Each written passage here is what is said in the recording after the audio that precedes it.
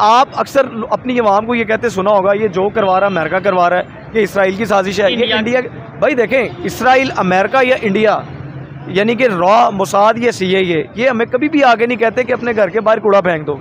ये हमें कभी भी नहीं कहते कि चीज़ों को जो है वो आप ज़्यादा मुनाफा कमाओ, नाजायज़ मुनाफा कमाओ, नाप तोल में कमी करो, बहन भाइयों के साथ ताल्लुकात ख़राब करो, एहसास छोड़ दो। ये हमें वो लोग नहीं कहते हैं, ठीक है। तो वो हमारे कैसे दुश्मन हो गए भाई? इंडिया हमारे से क्यों आगे चला गया है? हम सारी तकरीबन 40 साल में हमने कुछ भी नहीं किया, उन्होंने 5000 डैम बना लिए हैं। अब बेसिकली भाई डरता नहीं हूँ, सीधी बात है। आपने चलाना होगा चला देना, वो आपने ट्रिम करना होगा कर देना, कोशिश करेंगे चलाएंगे। मैं आपको एक बात बताता हूँ, देखें, आप इंडिया की बार बार मिसाल दे रहे हैं, आपको मोहब्बत है इंडिया से, हमें भी है भाई। देखिए ये बात अच्छी की है, मोहब्बत होनी भी चाहिए भाई। मैं आप और सीखने के लिए आप रियलाइज करो ना, आप बॉर्डर खोल दो अपना, आपको पता ही नहीं है आपका बॉर्डर खुलने से इंडिया और पाकिस्तान की जो पॉवर्टी है कैसे खत्म होके आप आगे की तरफ जाएंगे। आप क्या कर रहे हैं, आपको 1 किलोमीटर से आपको चीज़ 10 रुपये सस्ती मिल रही है, आप अना को सामने रखते हुए आप उसी चीज़ को 100 किलोमीटर दूर से मंगवा रहे हैं, तो टैक्सेस ड्यूटीज तो आप पे पड़नी है। ये चीज आप गाड़ियों का रेट देख लें, 1000 सीसी गाड़ी यहाँ पे कितने की, इंडिया में कितने की मिल रही है। इंडिया के एक मिनिस्टर है, उन्होंने स्टेटमेंट दी है कि आने वाले कुछ टाइम में इंडिया में पेट्रोल 15 रुपये लीटर होगा। वो अपनी सारे सिस्टम को इलेक्ट्रिसिटी और एथेनॉल के थ्रू जो सा वो चलाएंगे और पेट्रोल 15 रुपये लीटर हो जाएगा। हम क्यों नहीं कोई ऐसा सिस्टम ले? हमें भी करना चाहिए, वैसे हमें भी करना चाहिए, हम कर भी सकते हैं। तो फिर क्यों नहीं कर रहे? हम एटॉमिक पावर हैं, हम कर सकते हैं, हम सब कुछ कर सकते हैं। ठीक हो गया। लेकिन मेरे बहुत सारे दोस्त हैं जो यूरोप में हैं, गल्फ में हैं। आप यकीन जाने, मुझे बड़ा दुख होता है जब वो मुझे बताते हैं कि यहाँ पे जो अच्छी जॉब्स हैं वो इंडियंस के पास है, पाकिस्तानियों के पास तो है ही नहीं। पाकिस्तानी बेचारा वहाँ पे क्लीनर है, वो बेचारा वहाँ पे मिस्त्री है, वो बेचारा वहाँ पे मजदूर है। हर साल इंडिया अपने इंडिपेंडेंस डे पे कोई ना कोई प्रोजेक्ट लॉन्च करता है। ऐसे ही है। हम क्या करते हैं अपने इंडिपेंडेंस डे पे? मिली नगमा लॉन्च कर देते हैं। तो यहाँ से आप देख ले तरक्की का फर्क क्या है भाई। वो पॉलिश हो चुके हैं, ठीक हो गया, वो काम कर रहे हैं। सो नेल्सन मंडेला ले आए, आप कायदे आज़म को इवन दोबारा ले आए, ये कुछ भी नहीं, आप बहुत आगे है। ठीक है। हम मैं ये तो नहीं कह सकता कि हम उसका मुकाबला नहीं कर सकते। ठीक है। दफाई लिहाज से तो बिल्कुल कर सकते हैं, लेकिन मुआशी लिहाज से नहीं कर सकते। ये एक एडमिटेड फैक्ट है, ये हमें ना चाहते हुए भी तस्लीम करना पड़ेगा। ठीक है। अच्छा, अब वो रिफॉर्म्स जो हैं, वो जो इंडिया अभी जो पाकिस्तान का करंट पॉलिटिकल सिनेरियो है, इस सिनेरियो को अगर आप देखें और 1991 का सिनेरियो आप इंडिया का देखें, तो वो इससे बहुत ज़्यादा गंभीर था, बहुत ज़्यादा मुश्किल था।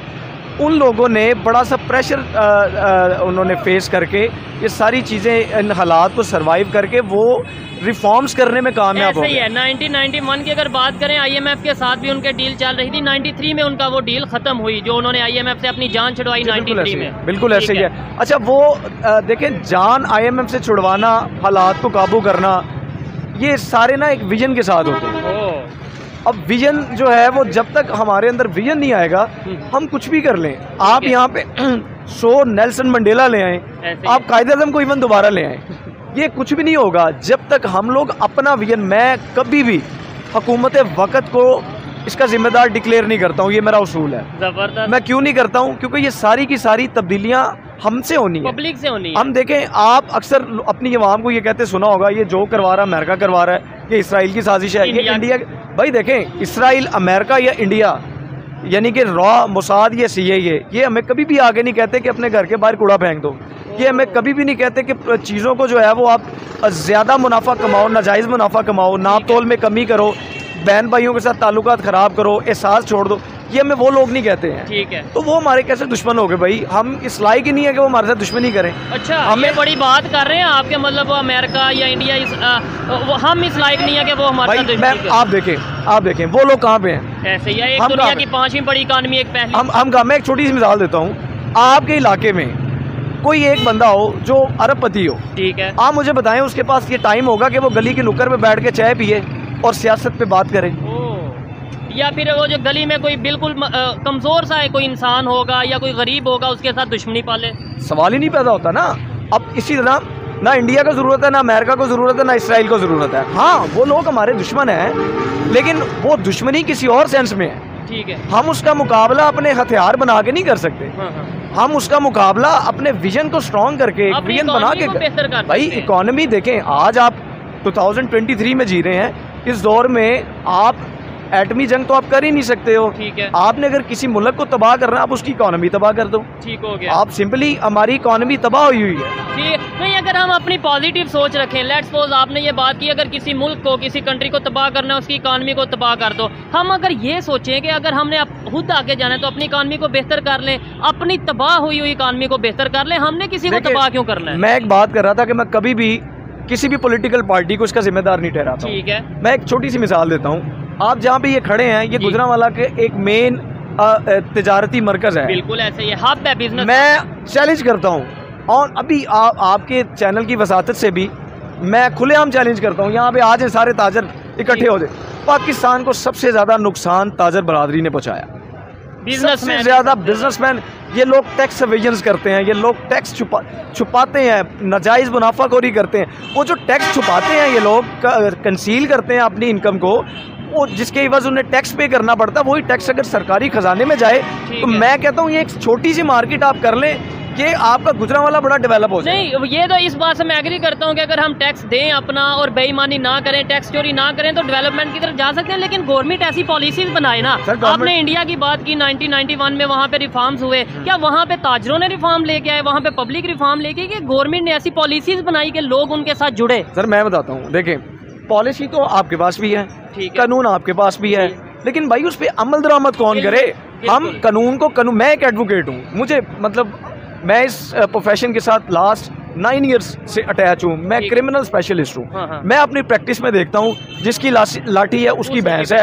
तो अब कानून तो कह रहा है कि एक बंदे ने ये क्राइम कमिट किया है, उसको इसकी सजा मिलनी चाहिए। अब वो बंदा इतना स्ट्रांग होता है, वो कानून को समझते नहीं है। ऐसे ही है। कल मेरे घर के बाहर 2 बच्चे 18-20 साल के गुजरते हुए हवाई फायरिंग करके चले गए। अब उन्हें पता है कि मैं ये करूँगा 13-20-65 का पर्चा मेरे पे होगा, लेकिन उन्हें कानून का भार नहीं है। तो ये बाहर कैसे आएगा? ये हमारे दिमाग में हुकूमतों ने आके नहीं डालना। तरक्की याफ्ता कौमों को आप देखें, वो अपनी इस्लाह करती हैं, सेल्फ रिफॉर्म्स करती हैं, जब तक गलतियों को देखते हैं, अपनी गलतियों को देखते हैं, अनटिल अनलेस कि हम अपनी गलतियों से सीखेंगे नहीं, उन्हें दुरुस्त नहीं करेंगे। ठीक है। बतौर शहरी मुआशरा अफराद पे मुश्किल होता है, और अफराद जो है फ़र्द से बनते हैं। अब एक इंडिविजुअली तौर पे अगर शख्स ठीक हो जाए, पॉजिटिव सोच रख ले, तो मैं समझता हूँ मुझे देख के आप भी करेंगे, आपको देख के वो भी करेगा, वो भी। ये एक कलेक्टिव जिम्मेदारी है, रिस्पॉन्सिबिलिटी। हुकूमतों को छोड़ दें, हुकूमतों के पास इतना टाइम नहीं है। अगर ऐसी सोच यूथ की होगी जो ये सोचेगा कि भाई ना तो इंडिया हमारा दुश्मन है, ना अमेरिका, ना इसराइल, बल्कि अगर हम अपनी गलतियों को कोई बेहतर कर लें, उनके ऊपर गौर करें, तो डेवलपमेंट हो सकती है। मुझे बताएं फिर, ये जो कंसेप्ट हमें बना दिया गया है, बता दिया गया है कि पाकिस्तान में जो भी हो रहा है वो अमेरिका करवा रहा है, इंडिया के थ्रू करवा रहा है, इंडिया हमें आगे नहीं बढ़ने दे रहा, फ्लड आएगा तो इंडिया जिम्मेदार है, हवा चलेगी तो इंडिया जिम्मेदार है, ये सोच कैसे निकलेगी? ये सोच नहीं निकल सकती। नहीं निकल, मैं बताता हूँ। देखिए 1947 में पाकिस्तान बना। जी बिल्कुल। 1947 से लेके 58 तक जी 11 सालों में आपके 8 वज़ीर आज़म बदल जाते हैं, प्राइम मिनिस्टर चेंज हो गए, आपके प्राइम मिनिस्टर चेंज हो जाते हैं। आप उसके बाद जो आपका पहला कॉन्स्टिट्यूशन होता है वो एक मजाक समझा जाता है, उसको मुअत्तल कर दिया जाता है। फिर दूसरा 1962 में बनता है, कवानीन तो उसमें भी होते हैं। ठीक है। वो उस आइन में तो नहीं लिखा था कि यार ये अमेरिका की पॉलिसी है, इसराइल की पॉलिसी है। अब 1973 का कॉन्स्टिट्यूशन आप ले, वो चल रहा है, वो चल रहा है। अब मैं ये बात करने का, ये बहुत बड़ी बात है, ये इसको समझने के लिए भी एक सोच चाहिए। जी जी। एक कॉन्स्टिट्यूशन कहाँ पे आ गया और विजन को बदलना कहाँ पे आ गया? हम अपने आइन को पढ़ते ही नहीं है, हमें पता ही नहीं है। हम जब उसे पढ़ेंगे हमें पता चलेगा कि ये आइन क्या है, हमने कैसे चलना है, फिर हमारी सोच बदलेगी। ठीक है। आपने उनके वहाँ पे कैसे रिफॉर्म्स आए, हमारे यहाँ पे, और यूथ में क्या फ़र्क है? मैं ये सवाल बड़ा पूछता हूँ, क्योंकि मैं ये समझता हूँ किसी भी कंट्री में अगर डेवलपमेंट होगी वो तो मेरी वजह से, इनकी वजह से, यूथ की वजह से होगी। हमारी यूथ में, इंडिया की यूथ में फ़र्क क्या है? वो अगर क्राइसिस में थे, आज क्राइसिस से निकल के बहुत आगे जा चुके हैं। आप कह रहे हैं हमारा मुकाबला नहीं है, ऐसा क्या किया उन्होंने? उनकी यूथ ने किया, पब्लिक ने किया, उनकी गवर्नमेंट ने किया, किसकी वजह से वो आगे गए? इसके लिए आपको ना तारीख में जाना पड़ेगा। ठीक है। 1967 में एक उर्दू हिंदी तनाज़ा शुरू हुआ था सर सैयद अहमद खान के दौर में। ठीक है। उस दौर में सर सैयद अहमद खान ने जब तलीमी इनकलाब लाना चाह रहे थे तो वो पीट रहे थे मुसलमानों 1867 में कि मुसलमानों तालीम ले लो। मुसलमान कहते थे जी हम काफरों की तालीम क्यों लें, उन्होंने ले ली। ठीक है। आज वो बहुत आगे हैं, ठीक है, हम वो तालीम नहीं ले सके। आप ये मानना पड़ेगा तालीम में पीछे। जो सवाल आपका है कि ये कैसे होगा, भाई वो तालीम की कमी है। ठीक है, जब तक तालीम की कमी दूर नहीं होगी ये खत्म नहीं। नौजवानों में हमारे, मैंने मोस्टली नौजवानों को देखा है, ठीक है, मतलब उन्हें नहीं पता कि तालीम क्या चीज़ है। बिल्कुल। और जिस तेजी से दुनिया डेवलपमेंट की तरफ जा रही है, अगर कैमरामैन दिखाएं, हमारे इर्द गिर्द नौजवान ही खड़े हैं, आपको लगता है कि इनको इस चीज़ की अवेयरनेस भी होगी कि दुनिया कहाँ पहुँच चुकी है और पाकिस्तान अभी कहाँ पे खड़ा है। आज हम यही कहते नजर आते हैं, रोटी कपड़ा मकान का नारा, कश्मीर का नारा लगा देते हैं, जब दिल करता है मजहब के नाम पे लड़ लेते हैं। भाई ये तो मजाक है, रोटी कपड़ा मकान भी मजाक है, बुरा ना मानिएगा। बेसिकली कश्मीर भी हमारे लिए मजाक बनाया हुआ है इन्होंने, ठीक है। और कैसे भाई देखे ना कि वो कैसे 1948 से वो कश्मीर की खुद हक़ खुद इरादियत पे उन्होंने डाका मारा हुआ है। क्या वजह कि आज तक कश्मीर नहीं आज़ाद हो सका? ठीक है, देखे ना, हम लॉयल ही नहीं है बेसिकली ना। वहाँ पे अगर डेवलपमेंट की बात करें जो उन्होंने वहाँ पे, अगर आप तो अवेयर लगते हैं मुझे पॉलिटिकली भी, अगर वहाँ इंडिया साइड कश्मीर में जैसे डेवलपमेंट वो कर रहे हैं, वहाँ पे G20 की मीटिंग करवा रहे हैं, पता नहीं कौन कौन से वहाँ पे प्रोजेक्ट लेके आ रहे हैं। दुनिया के इस्लामिक कंट्रीज वहाँ पे सऊदीया UAE वहाँ पे जाके इन्वेस्टमेंट कर रहा है, हमारे यहाँ पे क्यों नहीं आते? सर यहाँ पे गैर यकीनी सूरत हाल है ना, यहाँ पे जी पॉलिटिकल स्टेबिलिटी जब तक नहीं आएगी आप तब तक देखें कोई भी इन्वेस्ट नहीं करेगा। आपको पता है ये शॉप इसका रोला इसका चल रहा है, आप कभी भी इसको खरीदेंगे नहीं या इसको रेंट पे नहीं लेंगे। आपको पता है मेरी इन्वेस्टमेंट ज़ाया हो जाएगी, तो फॉरेन कंपनीज कभी भी इन्वेस्ट नहीं करेंगी, उन्हें पता है किसी भी वक्त हालात तब्दील हो सकते हैं। ठीक हो गया। लास्ट में ये बताते हैं, यहाँ पे एक बड़ा मेजर कंसेप्ट दिया जाता है जी, बलूचिस्तान में इंडिया इन्वॉल्व है। क्या आपको लगता है कि हम उनके राइट नहीं दे रहे जिसकी वजह से वो कन्फ्लिक्ट आते हैं, या फिर ठीक है जबकि वो कहते हैं कि इंडिया नहीं इन्वॉल्व?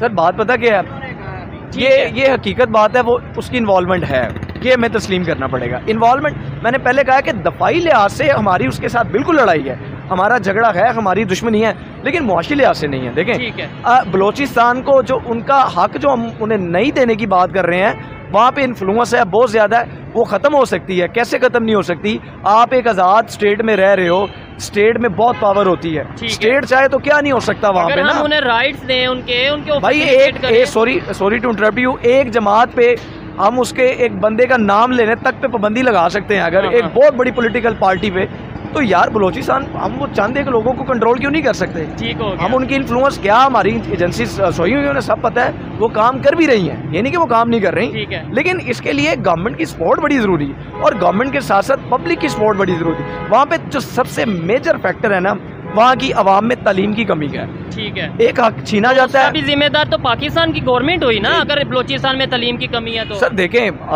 मैंने पहले कहा है, मैं कभी भी हुकूमतों को जिम्मेदार नहीं ठहराता हूँ, ठीक है। आप देखें ना, इंडिया भी तो है ना, इंडिया में अभी मैं नहीं कह रहा कि इंडिया बहुत आगे निकल गया है, इंडिया लेकिन मैं कहता हूँ बहुत आगे निकल गया, मैं ओपनली कहता हूँ। नहीं वो फैक्ट्स को देखें ना, इंडिया कैसे आगे निकल गया।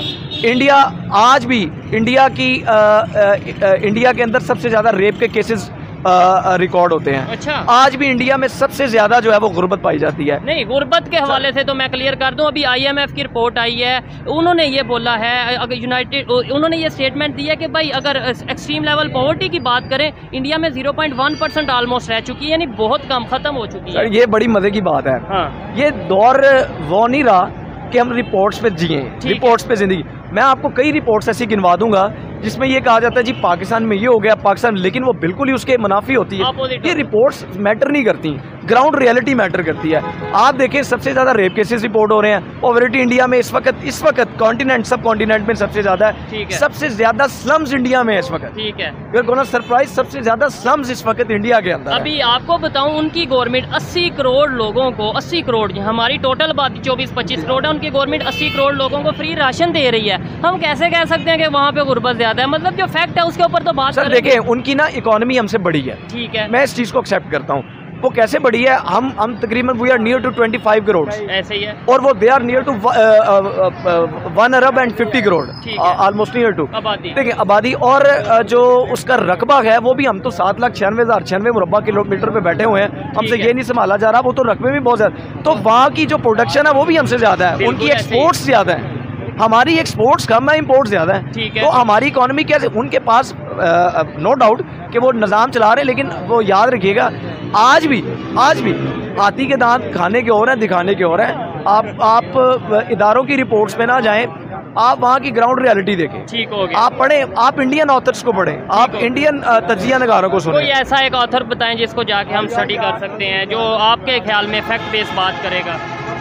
यार इसमें ऑथर तो मुझे नाम नहीं इस वक्त याद, आप किसी भी एनालिस्ट को देख लें, आप उनके नॉर्मल शोज चल रहे होते हैं, वो बड़ा क्रिटिसाइज करते हैं अपने पॉलिटिकल लीडरशिप पे। डेफिनेटली डेमोक्रेसी में क्रिटिसिज्म तो एक हुसन है, हम भी करते हैं, सिर्फ बेहतरी के लिए क्रिटिसाइज किया जाता है, लेकिन जो सच है उसको भी सामना करना चाहिए। ये बताएं, ये जो पीछे आपके यूथ खड़ी है, देखें अगर हम कोई अथेंटिक बात करते हैं, पाकिस्तान की डेवलपमेंट की बात करते हैं, एकेडमिक गुफ्तगू करते हैं, डिबेट करते हैं, लोग सुनना चाहते हैं, ये लोग सुनना चाहते हैं तो खड़े हुए हैं, ठीक है। हमारे social media, main stream media पे ये बातें क्यों नहीं डिस्कस की जाती कि भाई यूथ को क्यों नहीं इंगेज किया जाता, इन्वॉल्व किया जाता इस तरह की डिस्कशंस में, जो हम यहाँ पे कर रहे हैं। इसमें पता क्या बात है, आप देखिए आपके मुल्क की जो लीडरशिप है ना, आपका कॉन्स्टिट्यूशन ये कहता है कि जो मुल्क का प्राइम मिनिस्टर होगा वो must be up to 45 years हो, ठीक है। सबसे पहले तो आप यूथ का आगे यहीं पे मार देते हो, ठीक है। अब मैं आपको बताता हूँ कि हमारी यूथ में बहुत से लोग टैलेंटेड है, अब टैलेंट्स की बड़ी किस्में हैं, बहुत से स्किल्ड लोग हैं हमारे पाकिस्तान में, जितने खड़े मैं किसी को नहीं जानता हूँ, लेकिन कोई ना कोई जो काम कर रहा है वो अपने काम में स्किल्ड है, कम्प्लीटली तौर पे स्किल्ड है। अब इन्हें पॉलिश करने के लिए कोई पॉलिसी नहीं, कोई प्लेटफॉर्म होना चाहिए, इन्हें प्लेटफॉर्म देना चाहिए। जब तक इस प्लेटफॉर्म पे नहीं आएंगे इन्हें कौन जानेगा, इनकी पहचान कैसे होगी, इन्हें इनकरेज कौन करेगा, इनकी बात को, इनके काम को इंडोर्स कौन करेगा, वो कोई भी नहीं करेगा। असल में इन्हें जब तक ये लोग आगे नहीं आएंगे ना, यूथ आगे नहीं आएंगे, ये जो खड़े हैं, जब तक ये जो बातें मैं कर रहा हूँ या जो आप कर रहे हैं, आप समझ रहे हैं, मैं कर रहा हूँ, मैं समझ रहा हूँ, आप कर रहे हैं, ये असल इनको समझ, ये बेचारे ऐसे फंस गए हैं कि इन्हें सिर्फ रोटी का पड़ा है, घर में सिर्फ 500 रुपया लेके जाना है। हमें पता है कि भी मैंने शाम को 500 लेके जाना है, ठीक है, चाहे कुछ भी हो जाए। तो पाकिस्तान के लिए क्या सोच पाएंगे, जबकि अगर इंडिया डेवलपमेंट कर रहा है तो उनकी यूथ सोच रही है कि हमने कैसे मिशन मून करना है, हमने किस तरीके से आर्टिफिशियल रेन पे काम करना है। उनकी यूनिवर्सिटीज में ये चीजें डिस्कस की जाती हैं।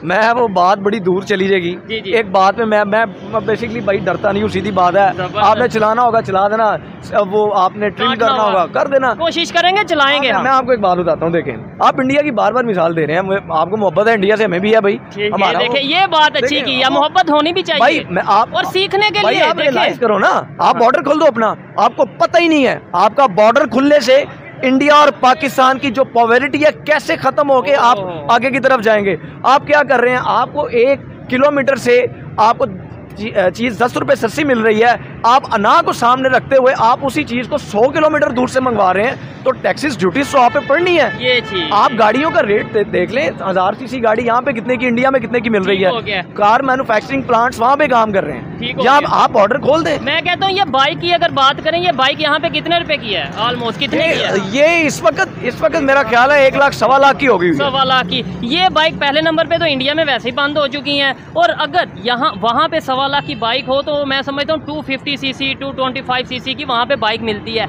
मकसद यही बात है कि हमें सीखना चाहिए। ये इन्होंने पॉजिटिव सोचा, मोहब्बत करते हैं, पाकिस्तान की बेहतरी के लिए उनकी मिसाल लेते हैं, लेकिन बहुत से लोग ये कहते हैं भाई इंडिया की बात क्यों कर रहे हो आप, उनके कोई एजेंट हो, जबकि हमें सीखने की जरूरत है। यार यही हमारी ना कमजोरी है। हाँ। भाई हम इंडिया ने में क्या कह दिया, देखिए हमारे बिल्कुल उसके साथ दुश्मनी, ठीक है, और लेकिन वो पॉजिटिव सेंस में लेके जाएं, वो अगर टेक्नोलॉजी में कुछ करते हैं हम इसे आगे मजीद मैं वही बात करने लगा था, वो जो डर वाली थी, खौफ वाली थी। देखिए आप देखिए हर साल इंडिया अपने इंडिपेंडेंस डे पे कोई ना कोई प्रोजेक्ट लॉन्च करता है, ऐसे ही है। हम क्या करते हैं अपने इंडिपेंडेंस डे पे मिली नगमा लॉन्च कर देते हैं। तो यहाँ से आप देख ले तरक्की का फर्क क्या है भाई, वो पॉलिश हो चुके हैं, ठीक हो गया, वो काम कर रहे हैं। मैं उनकी हुकूमत पे बात नहीं करूंगा, लेकिन मैं पब्लिक पे बात करूंगा। लिटरली उनका आप लिटरेसी रेट चेक करें कहाँ पे है, ऐसे ही है, तो आप अपना लिटरेसी रेट चेक कर लें। आप मेरे बहुत सारे दोस्त हैं जो यूरोप में हैं, गल्फ में हैं, आप यकीन जाने मुझे बड़ा दुख होता है जब वो मुझे बताते हैं कि यहाँ पे जो अच्छी जॉब्स हैं वो इंडियंस के पास है, पाकिस्तानियों के पास तो है ही नहीं। पाकिस्तानी बेचारा वहाँ पे क्लीनर है, वो बेचारा वहाँ पे मिस्त्री है, वो बेचारा वहाँ पे मजदूर है, कोई ऑफिशियल जॉब बहुत कम, रेयर, कोई 2-3% लोगों को अच्छी जॉब मिलती है। अच्छा, दुख आपको इस बात पे होता है कि इंडियंस के पास अच्छी जॉब है, या दुख इस बात पे होता है कि हमारे पास अच्छी जॉब नहीं है? दुख मुझे इस बात का होता है कि हमारे पास अच्छी जॉब। ये जी, अगर वो अच्छी पोजीशन में है तो हमें उसे इंडिया भी है, वो भी तो थर्ड वर्ल्ड कंट्री है ना। हम भी तो थर्ड वर्ल्ड कंट्री से हैं। ठीक है। अब वहाँ पे 80 करोड़ के करीब आई थिंक मुसलमान हैं। 80 करोड़ नहीं, ऑलमोस्ट 40-35-40 करोड़, हमारे से ज्यादा। हमसे ज्यादा वहाँ पे मुसलमान है। तो यार उनका दर्द हमें भी है, हमें इंडियन भी हमारे भाई हैं, हमारा दीन हमें सिखाता है। ठीक है। हमारा दीन तो कहता है दुश्मनी करो ही ना। ऐसे ही है। अब वो जब तक ना हक नहीं करेंगे हम क्यों दुश्मनी करें? हम तो ये कहते हैं कि मैं ये कहता हूँ करो मुकाबला, जरूर करो, लेकिन टेक्नोलॉजी में, इकोनॉमी में, डिफेंस में मुकाबला करो, बजाय इसके कि भाई हम ये ऊंची टांग उठाएंगे उससे ऊंची, जबकि दुनिया इस कंसेप्ट से आगे निकल चुकी है। भाई दुनिया आपका मजाक बनाती है, ये चीज़ है, दुनिया आपका बड़ा मजाक बनाती है। ठीक हो आप गया। मान ले इस बात। ठीक है, सोच बदल पाएगी। लास्ट में ये बता दें, मेरी आपकी जैसे थोड़ी बहुत सोच बदलती है, या हमें सच को सामना करने का हमारे में हिम्मत है, ऐसे ये जो लोग खड़े हैं बड़ी तादाद में, हम सोच बदल पाएंगे या नहीं सोच बदल पाएंगे? ये यहाँ से जब इंटरव्यू खत्म होगा ना, बड़े से लोग इत्तेफाक कर रहे हैं, बात से गर्दन भी हिला रहे हैं। बिल्कुल ऐसे ही है, मैं देख आप रहा हूँ। यकीन करें 5 मिनट के बाद किसी के ज़हन में बात नहीं आएगी। नहीं, मैं इस चीज़ से मैं डिसएग्री करता हूँ। मैं ये कहता हूँ कि अगर ऐसी डिबेट्स हमारे मेन स्ट्रीम मीडिया पे हो, बड़े बड़े चैनल ऐसी डिबेट करें, यूथ को एंगेज करें, आप जैसी यूथ को हम एंगेज करें और बताएं कि दुनिया कैसे आगे निकल रही है, दुश्मनी में कुछ नहीं पड़ा। मैं ये समझता हूँ with in 1 month, with in 6 month ये सारी दुश्मनी, ये नफरत ख़त्म हो जाएगी। उसके लिए बिल्कुल तसलसल चाहिए ना, तसलसल चाहिए। जो आप बात कर रहे हैं मैं एग्री करता हूँ, तसलसल चाहिए। आप 5 मिनट की, आप जब तक आप इंडोर्स नहीं करेंगे यूथ को, उसकी बात सुनेंगे नहीं, समझेंगे नहीं, तो वो तो भूलेगी ना। ऐसे ही है, आप उसको भूलने ही ना दो। जबरदस्त जबरदस्त बात खत्म। जब वो भूलेगी नहीं तो वो काम भाई अपना, जो जितने स्किल्ड लोग हैं पाकिस्तान में, आप यकीन करें मैं हैरान हो जाता हूँ। मैं एक वकील हूँ, मुझे मेरा क्लाइंट आगे रास्ता बता रहा होता है, मैं कहता हूँ यार ये बड़ा तेज है। ऐसे ही है, हमें ये चीज़ें समझनी पड़ेंगी। अदरवाइज जो रशियन ऑयल जो हमें 6 माह से 1 साल से बताया जा रहा था, रशिया से ऑयल आएगा, कीमतें पेट्रोल की कम हो जाएंगी, जबकि कीमत बढ़ गई। और ख़बर यह वो भी रशिया का ऑयल भी इंडिया से होके आया, रिफाइन होके फिर पाकिस्तान में आया वाया दुबई। मैंने वही बात की आपसे कि एक चीज़ हमें 100 किलोमीटर पे मिल रही है, एक वही चीज़ हमें 10 किलोमीटर पे मिल रही, तो ये थोड़ी सी ईगोज हैं, ये हमें ख़त्म करनी पड़ेगी। और फ़ायदा किसका है? पाकिस्तान का, मेरा फ़ायदा, आपका फ़ायदा, या इंडिया वालों को ज़्यादा फ़ायदा? भाई इंडिया पाकिस्तान की बात नहीं है, पूरी दुनिया में आपको कोई भी आप फॉर्म ऑफ गवर्नमेंट देख लें, चाहे वो प्रेसिडेंशियल फॉर्म ऑफ गवर्नमेंट है, चाहे वो पार्लियामेंट्री फॉर्म ऑफ गवर्नमेंट है, कोई भी है, वो किस लिए होती है? ये बड़ा सवाल है। हुकूमत होती किस लिए? हुकूमत होती है अवाम के लिए, पब्लिक के फायदे के लिए, पब्लिक के फायदे के लिए। तो जब तक चाहे इंडिया और पाकिस्तान और पब्लिक को फायदा नहीं पहुंचेगा तो भाई क्या फायदा? ठीक हो गया, ज़बरदस्त जी, बहुत अच्छा लगा इनसे बात करके। काफ़ी बातों से मैं एग्री करता हूँ, कुछ बातों से डिसएग्री करता हूँ, लेकिन मैं आपसे लास्ट में यही रिक्वेस्ट करूँगा, जो आपने अपना गुर्बत की अगर बात की है, इंडिया में जाके एक दफ़ा नेट से सर्च करिएगा, थोड़ी बहुत उसके ऊपर आप स्टडी करिएगा। अदरवाइज़ काफ़ी चीज़ें इन्होंने अथेंटिक बात की। आइए मज़ीद किसी से बात करते हैं। बहुत शुक्रिया मेरे भाई, थैंक यू। अस्सलाम वालेकुम। वालेकुम सलाम। आपका नाम? इफ्तिखार हुसैन। क्या करते हैं? मैं सॉफ्टवेयर का काम करता हूँ। सॉफ्टवेयर का काम करते हैं, ज़बरदस्त। जिस टॉपिक पे वीडियो रिकॉर्ड कर रहे हैं वो ये है कि अगर पेट्रोल की बात करें, गाड़ियों की बात करें, दुनिया तेज़ी से अपने सारे सिस्टम को इलेक्ट्रिसिटी पे कन्वर्ट करती नज़र आ रही है, एथेनॉल पे कन्वर्ट करती है, सिस्टम के थ्रू चलाती नज़र आ रही है। हमारे यहाँ पे पेट्रोल की कीमतें भी बढ़ रही हैं, जबकि पेट्रोल भी नहीं है यहाँ पे हमारे।